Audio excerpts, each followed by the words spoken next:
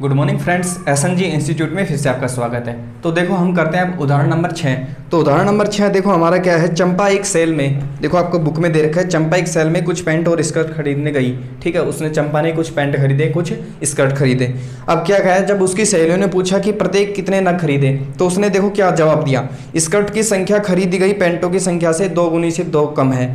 इसका मतलब क्या हुआ, उसने क्या कह रहा है, जितनी पैंट खरीदी है ना, जितनी पैंट खरीदी है उससे दुगनी स्कर्ट खरीदी है। ठीक है, ये कह रहे हैं ना, स्कर्ट की संख्या खरीदी गई पैंटों की संख्या से 2 गुनी से 2 कम है। मतलब जितनी पैंट खरीदी है उससे दुगनी स्कर्ट खरीदी है और उसमें कितने कितने कम है, 2 कम है। और दूसरा क्या जवाब दिया उसने, दूसरी बार क्या कह रही है, स्कर्ट की संख्या खरीदी गई पैंटों की संख्या से 4 गुनी से 4 कम है। अब की बार क्या कहा उसने, स्कर्ट की संख्या क्या है, जितनी पैंट खरीदी है ना उससे 4 गुनी। मतलब उसने कितनी, मान लो एक पैंट खरीदी तो कितनी खरीदी है, 4 स्कर्ट खरीदी है और उसमें कितना कम है, 4 कम है। ठीक है, और क्या कह रहा है, सहेलियों की यह जानने के लिए सहायता कीजिए कि चंपा ने कितनी पैंट और कितनी स्कर्ट खरीदी। आप चाहें तो देखो आपको इसको हल करना है, हमें ये बताना है कि चंपा ने कितने पैंट खरीदे और कितने स्कर्ट खरीदे। आप चाहो तो देखो अनेकों विधि से हल कर सकते हो।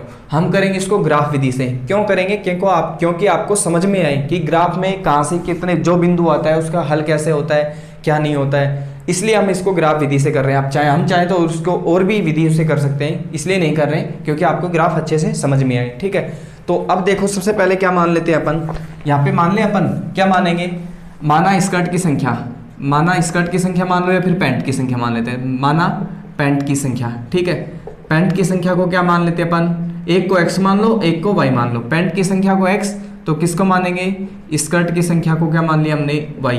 माना पैंट की संख्या x, माना स्कर्ट की संख्या y, इतना मान लिया। अब देखो इसने क्या कह रहा है, प्रश्नानुसार लिखेंगे, यहाँ पे क्या लिखेंगे, प्रश्नानुसार।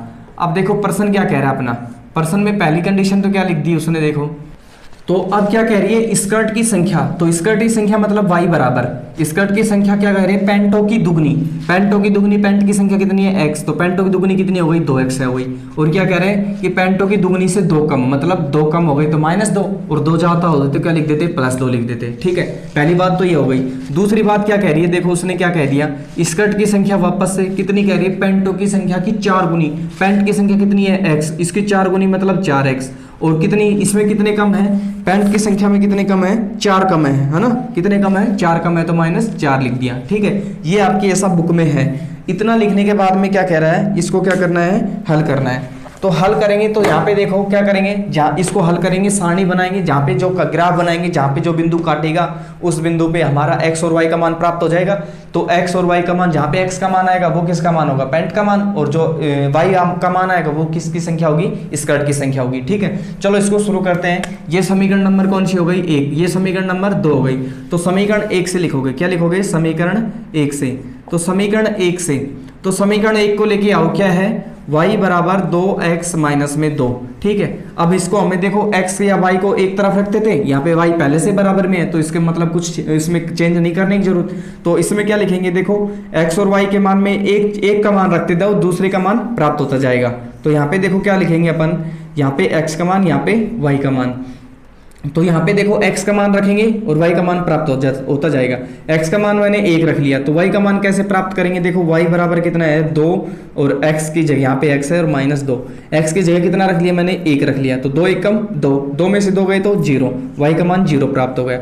अब क्या रखेंगे, x का मान क्या रखेंगे, 2, x का मान रखेंगे 2, तो y बराबर कितना आएगा, 2 दूनी 4 माइनस में 2, तो कितना आ गया, 2 आ गया। तो y का मान कितना आया, 2 आया। ठीक है, इतना हमने लिख दिया, 2 बिंदु तक ही लिखेंगे। ठीक है, इसमें ये क्या है कि हमें निम्नतम मान कितने लिखने हैं, 2, इससे कम नहीं ले सकते अपन, 2 मान तो निकालने हैं x और y के। ये सारणी नंबर कितनी हो गई, 1 हो गई। अब कौन सी लेंगे अपन, समीकरण नंबर 2 लेंगे। समीकरण 2 से, समीकरण 2 को लेके आओ, क्या है, y बराबर में 4x माइनस में 4। ठीक है, अब यहाँ पे देखो x और y के मान निकालो, तो x का मान देखो, x का मान रखेंगे, y का मान प्राप्त होता जाएगा। ठीक है, तो यहाँ पे देखो क्या लिखेंगे, इसको सारणी बनाओ सबसे पहले। तो सारणी बनाया, अब यहाँ पे 1 का x का मान, 1 का y का मान, x का मान कितना रखा, 1 रखा। तो y का मान कैसे प्राप्त करेंगे, y बराबर कितना है, 4, यहाँ पे x है और माइनस में 4, x का मान कितना रखेंगे, 1, तो y बराबर कितना होगा, देखो 4 1 कम 4, माइनस में 4 बराबर कितना है, 0 आया। x का मान 1 रखा तो y का मान 0 प्राप्त हुआ। अब x का मान कितना रखेंगे, 2, x का मान रखेंगे 2, 4 दूनी 8, 8 में से 4 गए तो कितना आएंगे 4, तो y के मान कितने आए 4 प्राप्त हुए। कितने प्राप्त हुए 4 प्राप्त हुए। ये सारणी नंबर कितनी हो गई 2 हो गई।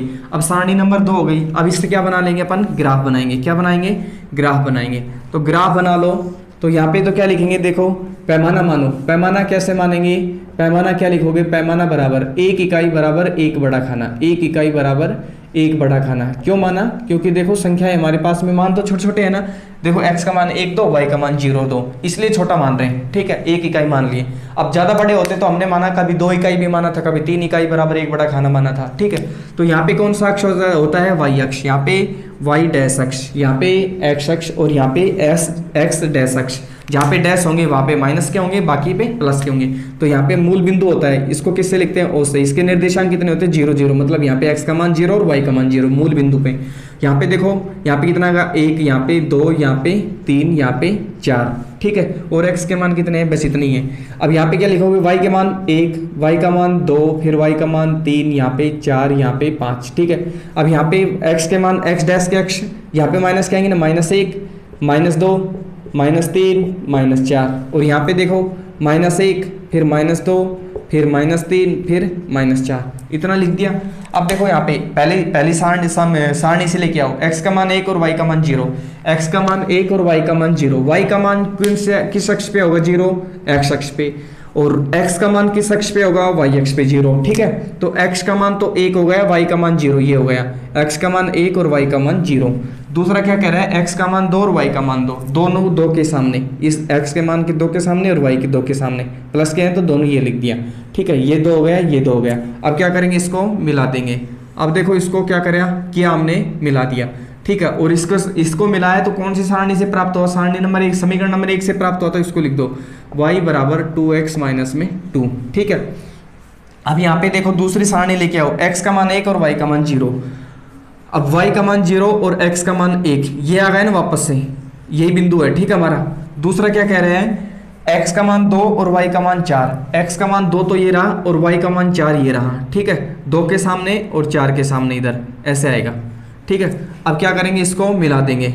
अब ऐसे इसको क्या किया मिला दिया हमने, आपको बिल्कुल सीधा इस पे मिलाना है। और कौन सी समीकरण नंबर 2 थी ना हमारी, y बराबर में 4x माइनस में 4, ठीक है। आपको इतना लिख देना है। अब इतना लिखने के बाद में देखो कहाँ पे काट रही है हमें, तो ये बताना है ना, स्कर्ट की संख्या और पैंट की संख्या बतानी है। तो यहाँ पे देखो काट कहाँ पे रही है, तो दोनों बिंदु उभयनिष्ठ बिंदु कहाँ पे, यहाँ पे काट रहे हैं ना, तो यहाँ पे काट रहे हैं। तो ये बिंदु कौन से हैं, देखो उभयनिष्ठ बिंदु। क्या लिखोगे उभयनिष्ठ बिंदु, क्या लिखोगे उभयनिष्ठ बिंदु। उभयनिष्ठ बिंदु या हल बिंदु एक ही बात है, ठीक है। उभयनिष्ठ बिंदु मतलब कॉमन बिंदु, दोनों रेखाओं से जहाँ पे काट रही है उसको कॉमन बिंदु बोलते हैं। उभयनिष्ठ बिंदु यहाँ पे हल बिंदु भी बोलते हैं, मतलब जहाँ पे जो काट रही है। तो हल बिंदु क्या है हमारे पास में, 1 और 0 है ना, क्या है 1 और 0। सबसे पहले ध्यान रखो ये किसका मान होता है, x का, उसके बाद में y का मान। देखो सबसे पहले अपन कोष्टक में लिखते हैं ना ऐसे, सबसे पहले ध्यान रखना पहले x का मान आएगा फिर y का मान आएगा। एक x का मान है शुरू का, दूसरा y का मान है। तो x बराबर कितना आया 1 और y बराबर कितना आया 2। अब x बराबर 1 और y बराबर ये आ गया, तो क्या लिखोगे यहाँ पे लिख दो, तो क्या लिखोगे अतः, ठीक है। अतः बताओ x किसको माना था हमने, पैंट को माना था ना, मतलब क्या लिखेंगे अतः पैंट की संख्या, पैंट की संख्या। तो x का मान कितना आया हमारे पास में 1 आया। और स्कर्ट की संख्या तथा क्या लिखोगे, तथा स्कर्ट की संख्या। तो स्कर्ट की संख्या कितनी आई बताओ हमारे पास में 0 आई, कितनी आई 0 आई। y का मान 0 माना, y किसको माना था स्कर्ट को माना था, मतलब चंपा ने एक पैंट खरीदी और स्कर्ट कुछ भी नहीं खरीदी, 0 स्कर्ट खरीदी है, ठीक है। तो ऐसे हमने ग्राफ से हल कर लिया, जहाँ पे काटेंगे जो हमारा x और y का मान होता है, ठीक है। ये हमारा उदाहरण नंबर 6 हो गया। तो आपको अगर क्लास अच्छी लगी हो तो लाइक कर दो, और हमारे चैनल पे नए आए तो चैनल को सब्सक्राइब कर दो। थैंक यू सो मच, मिलते हैं नेक्स्ट वीडियो में।